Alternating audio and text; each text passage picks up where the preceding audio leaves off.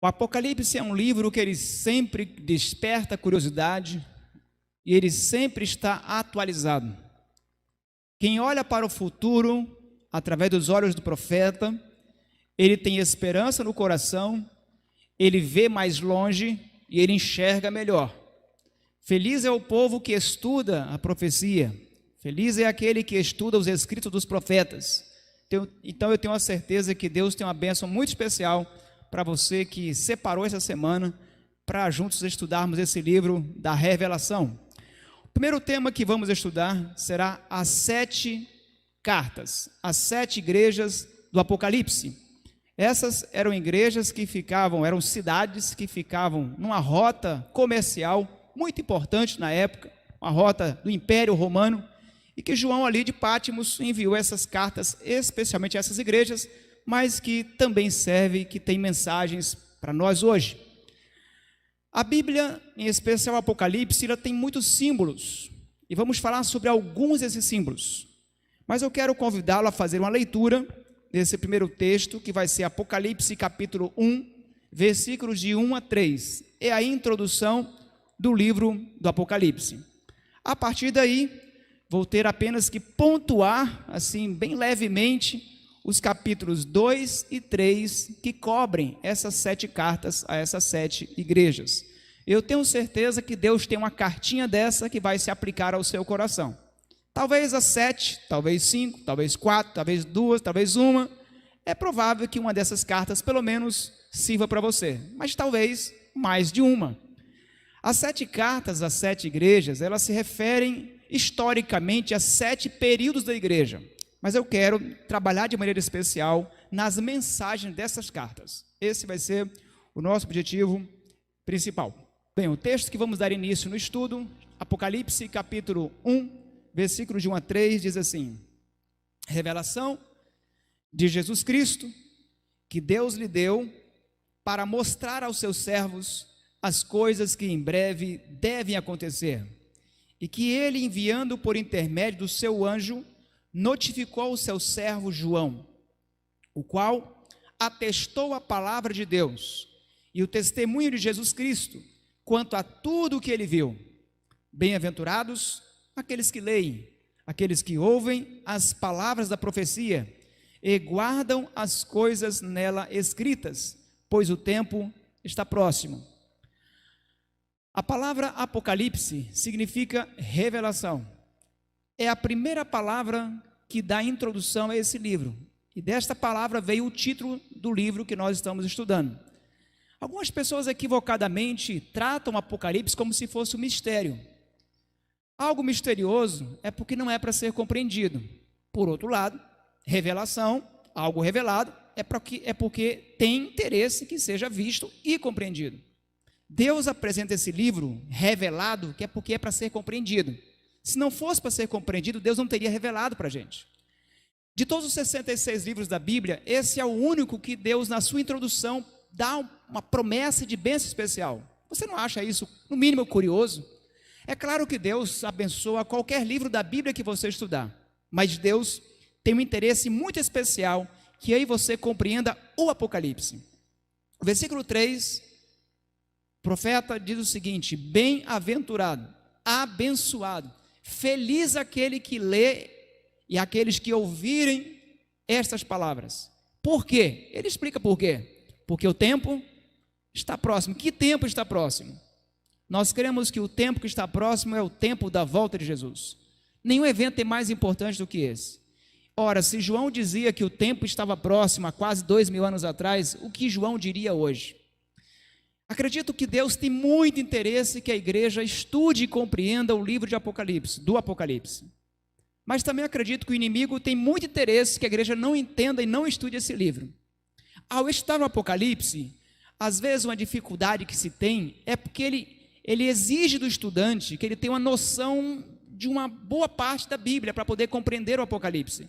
É como se fosse uma chave bíblica que exige um conhecimento de um pouco mais de conteúdo da Bíblia. Em especial, tem um livro na Bíblia que ele está intimamente relacionado com o Apocalipse. Que livro é esse? Daniel. Vamos às cartas então? Vamos às cartas. Quando se fala das cartas ou de qualquer outra mensagem do Apocalipse, a mensagem central que precisa ter em mente é a volta de Jesus. A volta de Jesus é o assunto de toda a Bíblia. Desde que o pecado entra no mundo, a volta de Jesus é a grande promessa. Jesus é o centro do Apocalipse, Jesus é o centro da história da Bíblia, Jesus divide o Antigo e o Novo Testamento, Jesus é o centro da história da humanidade e Jesus precisa ser o centro da história da minha vida e da sua vida também. É só a partir deste ponto de entendimento que é possível desvendar ou compreender qualquer passagem bíblica. É impossível entender a mensagem da Bíblia sem ter Jesus, a cruz do Calvário, como centro do ensino e do estudo. A partir da cruz é que nós conseguimos entender outros aspectos que a Bíblia apresenta. Muitas vezes você vai encontrar no Apocalipse, de maneira especial, referências à volta de Jesus. Não é à toa que o Apocalipse é revelado ao apóstolo João, aquele que era o último dos que estava vivo. Inclusive circulava-se uma ideia de que Jesus voltaria com João ainda vivo.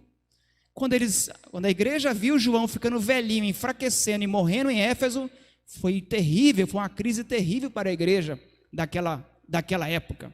Mas Jesus nunca disse que voltaria nos dias de João.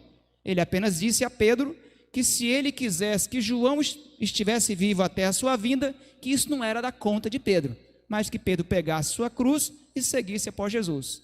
E João, mais tarde, agora em Éfeso, depois de sair de Pátimos, ele então escreve o Evangelho de João para mostrar que não é a presença física de Jesus que sustentaria a igreja, mas a palavra de Deus, a palavra que no início criou o mundo, a palavra que se encarnou entre nós, o verbo, a palavra que seria suficiente para sustentar a sua igreja. Por isso a igreja de Deus hoje precisa voltar ainda mais ao estudo da palavra de Deus. No Apocalipse, diferente de alguns outros livros da Bíblia, você vai se deparar com muitos símbolos. Símbolos como, por exemplo, candeeiros.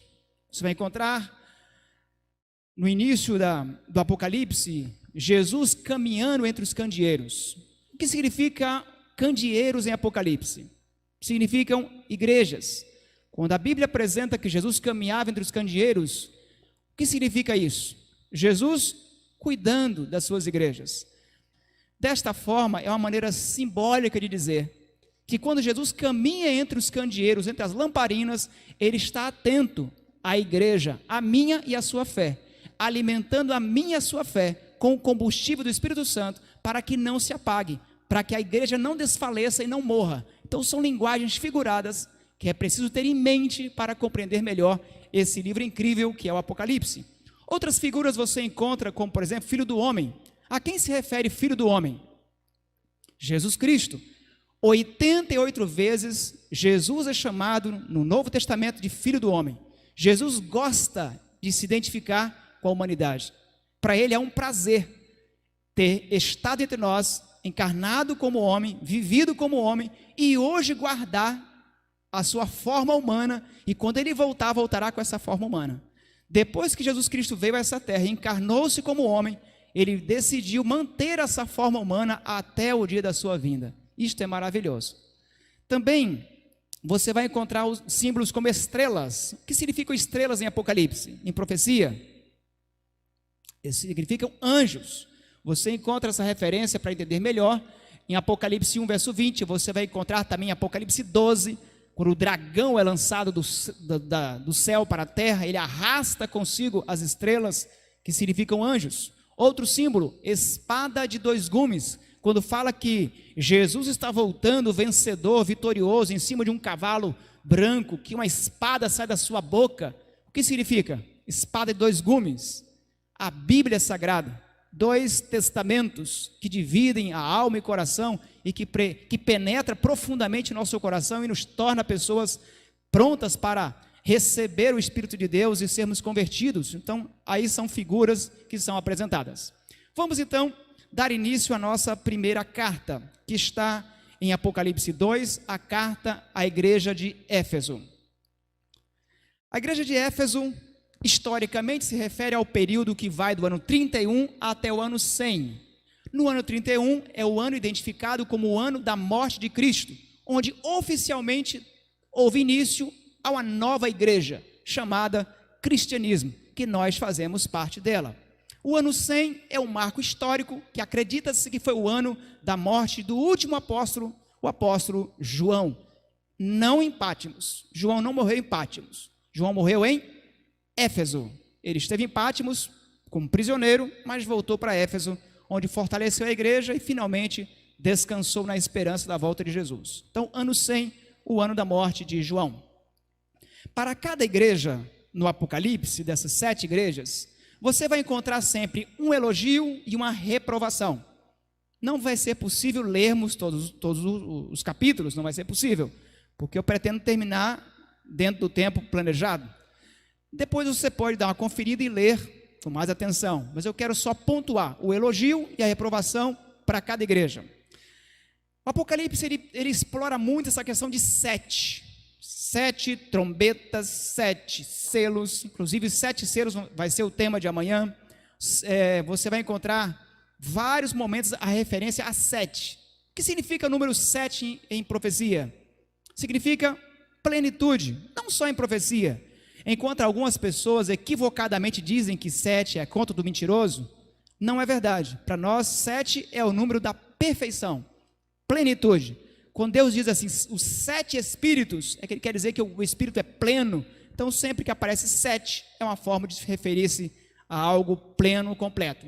Elogio para a igreja de Éfeso. O elogio diz o seguinte: tens perseverança e vocês suportam as provas. A igreja ali desse primeiro período é uma igreja perseverante. Esse é o elogio. Qual a reprovação? Essa igreja, mesmo estando no primeiro século, ela já havia abandonado o primeiro amor. E o que é o primeiro amor? Que entusiasmo de orar, de pregar, de testemunhar. Lembra quando você foi batizado, recém-batizado? Aquela vontade de ler a Bíblia, de orar, de falar de Jesus, de dar estudo bíblico, de andar até no meio da rua gritando e falando que Jesus ia voltar? Pois é, essa empolgação havia passado para essa igreja. Por isso ele apresenta a reprovação.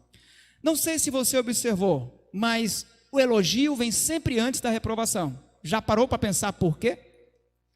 É porque quando você vai repreender alguém, se você já começar repreendendo, ele não te ouve. Ele não te ouve. Há uma tendência natural de autoproteção.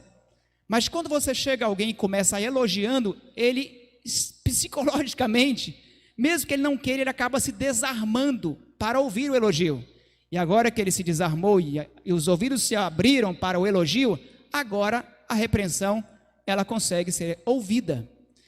Pais que repreendem filhos sem nunca elogiá-los e reclamam, meus filhos não ouvem, está aí a explicação, biológica e fisiológica. Um pouquinho de inteligência emocional faz com que qualquer pessoa, antes de fazer uma repreensão, sempre faça um elogio. Quem não tem capacidade de elogiar, não tem o direito também de reprovar. Ao fazer a reprovação a alguém, eu acho que a reprovação sincera, ela é sempre bem-vinda, mas é preciso ter primeiro a sensibilidade e o conhecimento fisiológico ou emocional de fazer antes um elogio. Que tal? Antes de reprovar, elogiar. Isso Deus fez com as suas igrejas. É isso que Ele espera que nós façamos também. Vamos para Esmirna. Esmirna era uma cidade famosa na época e ela ainda existe hoje, chamada Izmir, na Turquia. Essa igreja, ela marca aí o período que vai do ano 100, que é o ano da morte de João, até o ano 313, que é o ano em que o cristianismo se tornou a religião oficial do Império Romano, 313. Nesta igreja nós encontramos um elogio, Deus dizendo o seguinte: conheço a tua tribulação, eu sei da sua pobreza, mas sei também que tu és rico. Essa foi uma igreja de um período de muita perseguição pelo Império Romano pagão, imperial. Então foi uma igreja que teve muitos massacres, muita atrocidade, e talvez seja por isso que para essa igreja não é apresentado nenhuma reprovação. Não que eu julgue que essa igreja fosse perfeita, mas Deus, na sua sensibilidade, percebendo a sua fragilidade, percebendo a sua luta para preservar e permanecer na fé, Deus preferiu não repreender. Você já lidou com pessoas ou com situações que você via que a pessoa estava se esforçando tanto e que você achou melhor não repreender, mesmo que você sabia que algumas coisas estavam erradas? Eu vejo assim Deus. Deus às vezes olha para mim e para você, Ele sabe que precisa de uma regulagem, vai dizer assim, olha, deixa passar um tempinho, agora eu acho que essa regulagem ela não vai aguentar. Se eu apertar um pouquinho, ela quebra. Então Deus ele decide de alguma forma não repreender, não reprovar essa igreja, já que ela estava sofrendo tanto, estava tão atribulada, Ele apenas elogia e diz, vocês não são pobres, vocês são ricos, vocês têm a mim, e quem tem Deus tem tudo o que precisa.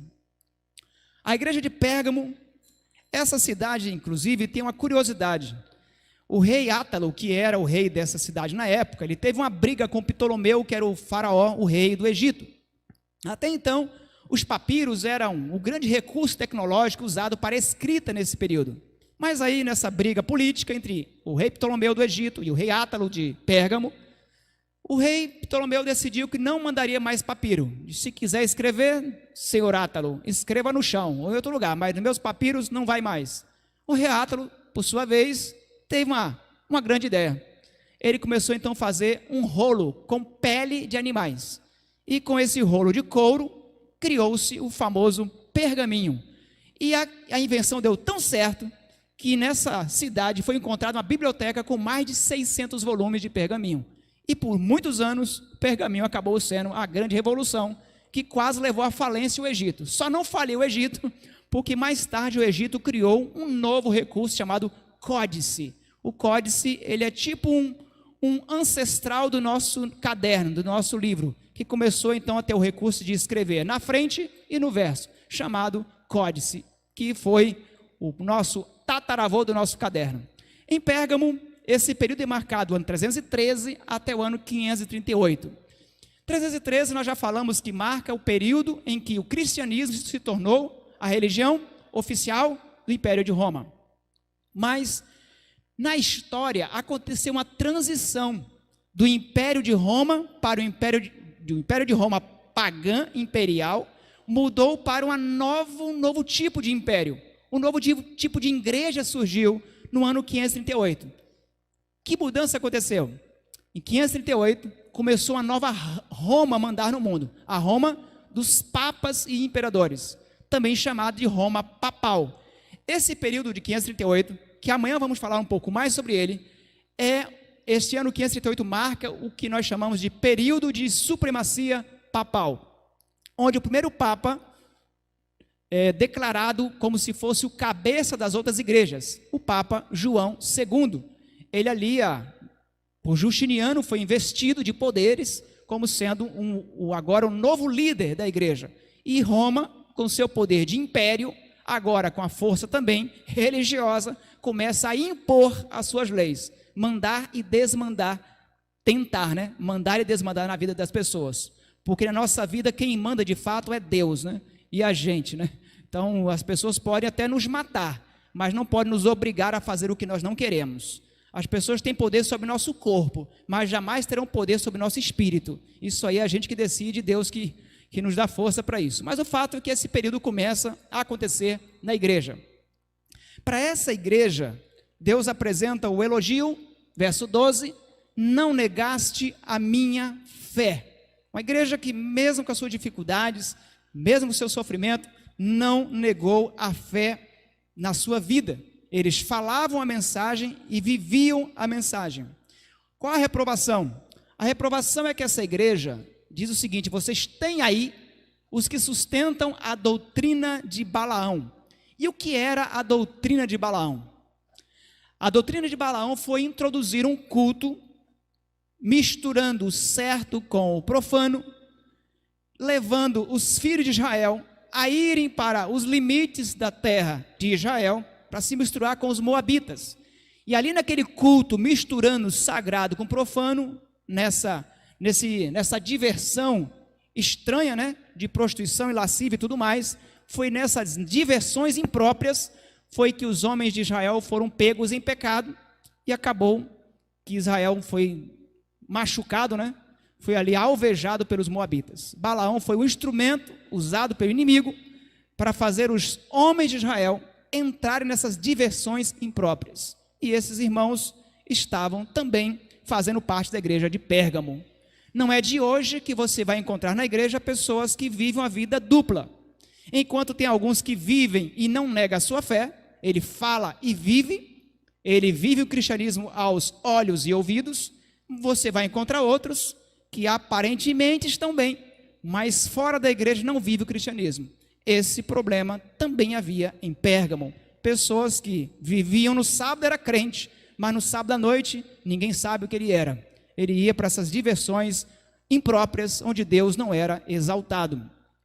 A outra igreja, a carta agora a Tiatira, a nossa quarta igreja, ela marca o período histórico da igreja do ano 538 até o ano 1517.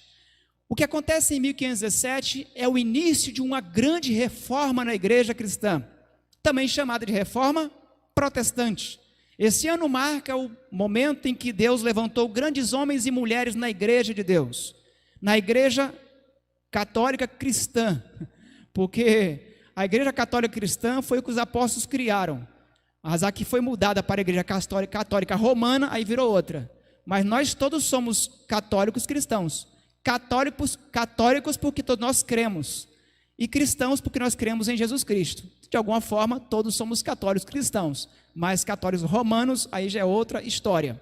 Em 1517 vários irmãos católicos cristãos, entre eles Martinho Lutero, que era um monge católico cristão, entre outros homens e mulheres, se levantaram e começaram um movimento chamado Reforma.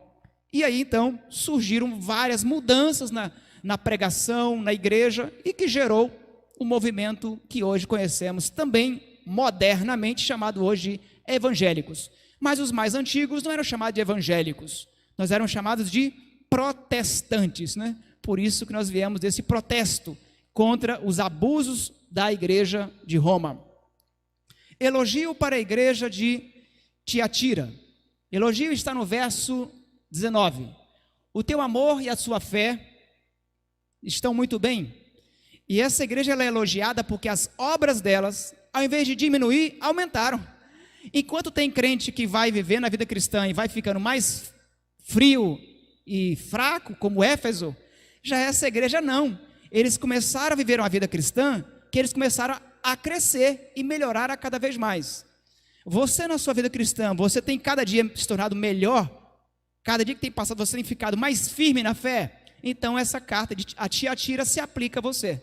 Se a sua vida que você olha e observa assim, não observando para se medir por mim, nem por ninguém, se você quer saber se você está crescendo, meça-se por si mesmo, ou meça-se por Cristo.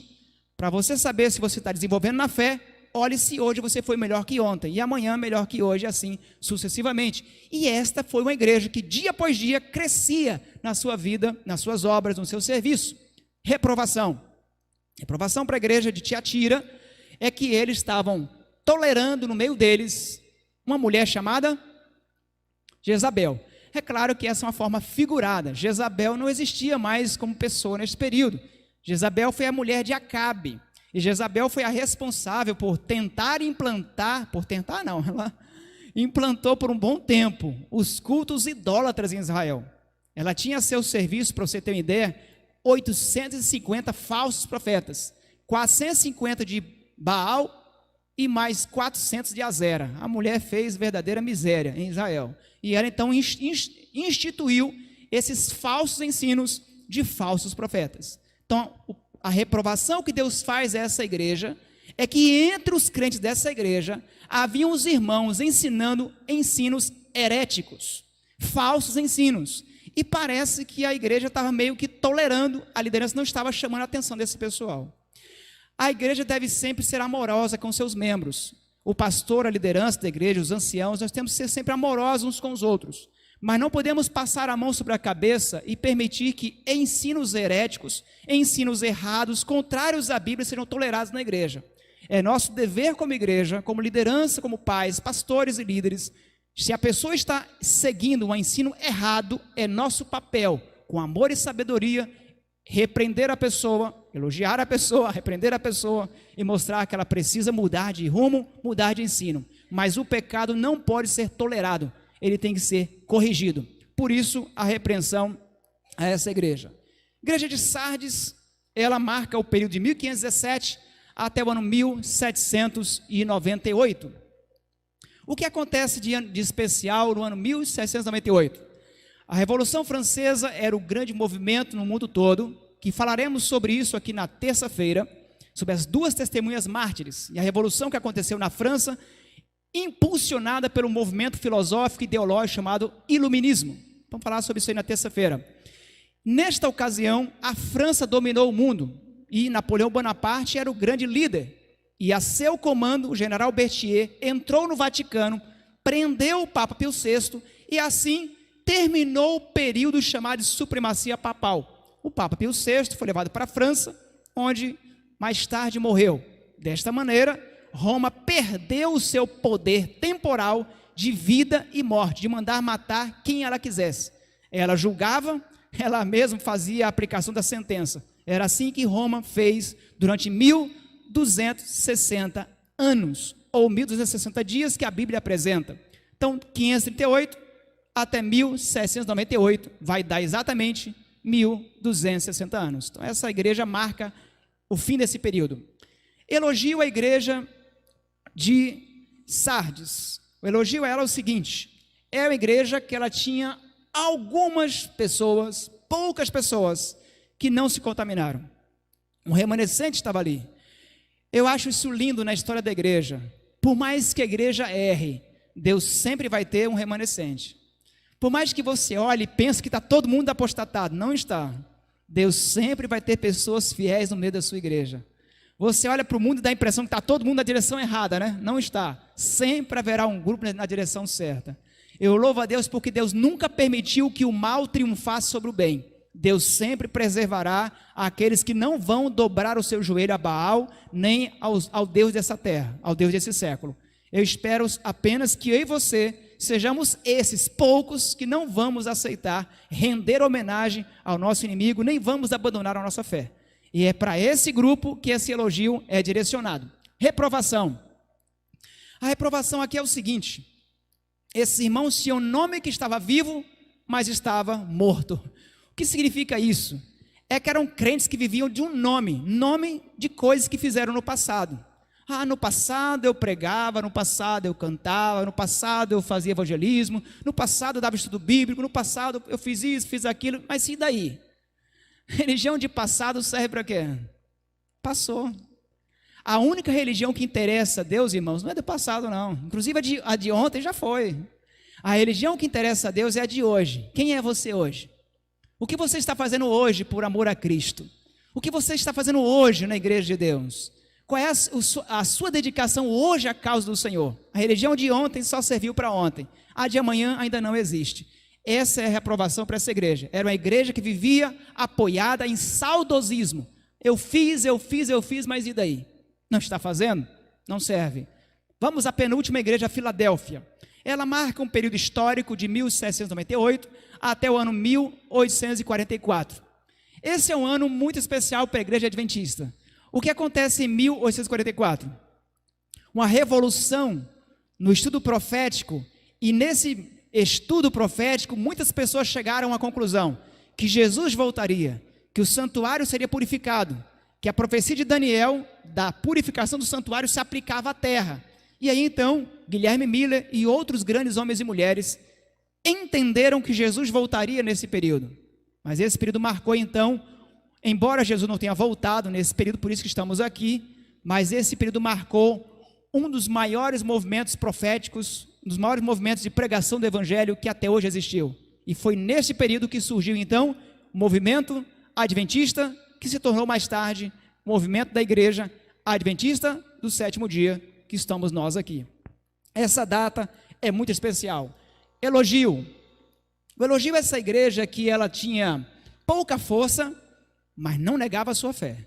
Senhora, vocês são fracos, mas vocês são defeituosos, débeis, mas vocês não negam a fé não. Vocês realmente seguram o nome de Cristo, vocês honram o meu nome. Reprovação. Havia alguns ali que frequentavam a sinagoga de Satanás. E o que é a sinagoga de Satanás? Eram sinagogas de judeus, que alguns crentes eles estavam na igreja cristã, mas ainda tinham um pezinho nas sinagogas judaicas. Eram crentes que viviam cristianismo, mas que ficavam com o coração meio dividido, não sabia se queria ser cristão ou se ainda queria ser judeu. não é de hoje que nós temos problema com irmãos que parece que eles não entenderam ainda. Nós, como igreja adventista, nós somos um movimento profético diferente de qualquer outra igreja. Nós não temos o costume de visitar outras sinagogas. Nós não visitamos outras igrejas que não sejam adventistas, porque nós entendemos que o papel de Rebeca foi subir até Isaac, e não Isaac descer até Rebeca. Mas pastor, se eu não for à igreja dessas pessoas, não virão à nossa igreja. Paciência, meu irmão, o dia que ela quiser, ela venha. O chamado de Deus não é você ir à Babilônia, é sai de Babilônia e vem para a igreja de Deus. Nosso convite com carinho, com amor e simpatia é chamar, convidar. Se as pessoas virão ou não, essa é uma decisão delas com o Espírito Santo. Mas não cabe a nós irmos em igrejas que não têm o conhecimento da palavra de Deus e pratica o conhecimento que nós possuímos. É aí que está a reprovação. A reprovação é essa igreja, é que eles não cortaram os vínculos com a igreja, com a sinagoga dos judeus, que estavam nesse momento negando a fé em Cristo. A última igreja, Laodiceia, também marca o período mais difícil da igreja, o período que nós estamos vivendo. Laodiceia era uma cidade famosa pela sua riqueza, grandes bancos, muito dinheiro. Quando alguém tinha, era lá que ele fazia os seus depósitos. Laodiceia também era famosa com uma faculdade de medicina, que era famosíssima pela fabricação de um colírio exportado para todo o mundo. Essa faculdade de medicina era a mais famosa da época. Também Laodiceia era famosa porque tinha no centro dela, na praça, um local em que se tomava banho público, com águas mornas, deliciosas, que desciam em aquedutos das montanhas e ali na praça, aquela água morninha, tomava banho de graça sem pagar conta da Coelba nem conta da Embasa. E ali as pessoas tomavam banho, se divertiam, água corrente. Não servia para beber, era uma água meio saloba, mas era gostosíssima para tomar banho. Por isso você vai encontrar na reprovação dessa igreja uma certa referência a essas características dessa igreja. Ela é dita que ela é morna, nem é fria nem é quente, como se fosse uma referência ao símbolo da água que ali era usada para banho. Também é dito dessa igreja que ela era rica, abastada e que achava que não tinha falta de nada. Ela só não percebia que ela era cega, ela era pobre, ela era nua. Esse é um tipo de crente, é o mais difícil que existe. É aquele que acha que já sabe de tudo, ele já sabe todos os sermões que vão ser pregados, ele já sabe todos os sermões que já foram pregados, ele já conhece todas as lições da escola sabatina que já foram feitas, que vão ser feitas ainda, ele sabe de tudo. É aquele crente que nenhum tipo de conselho parece que se encaixa, nenhum tipo de sermão parece que serve para ele, nenhum tipo de mensagem consegue mais alcançá-lo. Esse é o irmão laodiceano. Gente dura, difícil de trabalhar. Mas é incrível como mesmo diante dessa igreja, Jesus não desistiu. Ele tem um conselho para ela. Compre o ouro da minha mão, porque vocês não são ricos. Vocês têm muito dinheiro, mas vocês são pobres. Algumas pessoas são tão pobres, são tão miseráveis, que a única coisa que eles têm é o dinheiro. Dinheiro em si não é riqueza. Dinheiro é muito bom, mas não é riqueza necessariamente. Riqueza, tudo aquilo que se compra com dinheiro não são as maiores riquezas. Os maiores bens dessa vida não se compra com dinheiro. Saúde não se compra com dinheiro, compra medicamento. Família não se compra com dinheiro, paga aluguel, constrói casa, mas família não. A alegria não se compra. As coisas que se compram com dinheiro não são as mais valiosas. O dinheiro é importante, mas a riqueza mesmo é a que vem de Deus. Vestes brancas é porque lá era muito usada uma veste chamada, feita de lã escura. Então ele diz, olha, vocês querem uma veste bonita, famosa? Pega as vestes da justiça que eu quero dar para vocês. Eu quero que vocês usem o colírio que eu ofereço. Esse colírio dessa faculdade aí, desse laboratório é muito bom, mas o colírio que eu dou, esse é o que vale e funciona. O colírio do Espírito Santo. Essa igreja não tem nenhum elogio, nenhum. Mas, por outro lado, é a igreja que tem um apelo mais lindo das 7 igrejas. É para essa igreja que Jesus mais se desvela em amor. É para essa igreja que ele mais faz apelo. Talvez você não se lembre de quase nada das outras 6 igrejas, mas dessa você lembra do apelo. Apocalipse 3, versículo 20. Eis que estou à porta e bato. Se alguém ouvir a minha voz e abrir a porta, eu vou entrar, eu vou cear com ele e ele vai cear comigo. Esse é um apelo lindo que Jesus Cristo fez à igreja de Laodiceia. Ele faz a você e faz a mim também. Embora Laodiceia não tenha nenhum elogio, nenhuma outra igreja tem um apelo tão lindo de coração como essa também tem. Deus, mesmo sabendo que eu às vezes sou arrogante, mesmo Deus sabendo que eu e você somos às vezes presunçosos, Ele nunca vai desistir de tentar me salvar. Ele nunca vai deixar de bater a porta do meu coração, pedindo para fazer a transformação que Ele quer. Eu quero concluir com essas 3 declarações comuns que aparecem em todas as 7 igrejas. 3 declarações. Primeira delas, você vai encontrar em todas as 7. Conheço as tuas obras. Deus conhece tudo que você faz, tudo que eu faço.